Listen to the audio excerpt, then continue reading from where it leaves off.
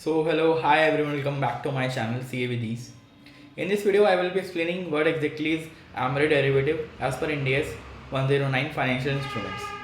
इसको एक simple way में समझते हैं. देखो AMRE डेरिवेटिव एक हाइब्रिड इंस्ट्रूमेंट होता है जिसमें आपका एक कंपोनेंट बिल्कुल नॉर्मल होगा, एक नॉर्मल कॉन्ट्रैक्ट की तरह होगा, और एक आपका हिडन निकल के आएगा which is your derivative.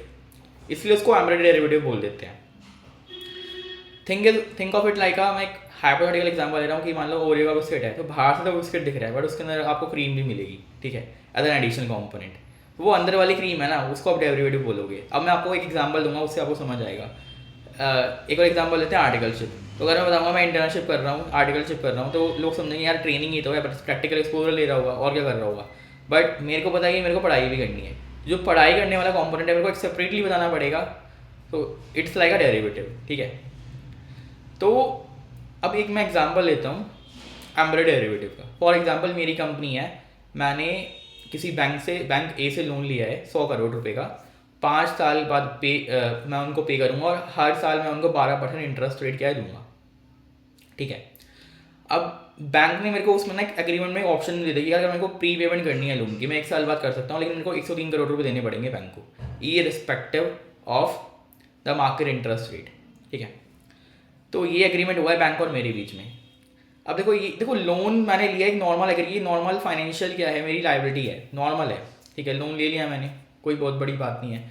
But इसमें आप देखोगे ना, जो प्री पेमेंट वाला ऑप्शन है वो एक डेरिवेटिव है. देखो एक तो नॉन डेरिवेटिव कॉन्ट्रैक्ट हो गया इसमें, which is your loan agreement.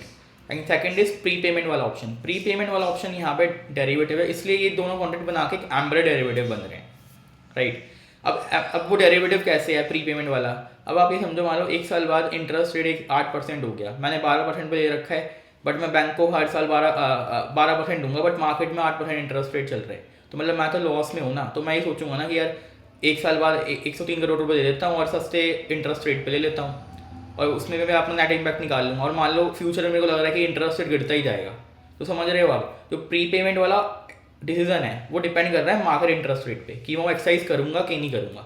अगर इंटरेस्ट रेट गिर गया तो मैं प्री पेमेंट वाला ऑप्शन का एक्सरसाइज कर लूँगा, डिपेंडिंग अपॉन कि इंटरेस्ट रेट कहाँ जा रहे हैं. अगर इंटरेस्ट बढ़ता है, मान लो 12 से 15% हो गया, तो ऑब्वियसली मैं एक्सरसाइज नहीं करूँगा, मेरे को सस्ता ही लोन मिला हुआ है इसका मतलब, तो राइट. सो इसलिए ये जो प्री पेमेंट वाला ऑप्शन है डेरिवेटिव है, और एक नॉन डेरिवेटिव कंपोनेंट आपका लोन एग्रीमेंट है. इसलिए ये दोनों मिला के एक AMRE डेरिवेटिव बन जाते हैं. एंड उसकी हम अकाउंटिंग पढ़ते हैं Ind-AS 109 के हिसाब से फाइनेंशियल इंस्ट्रूमेंट्स में. Thank you.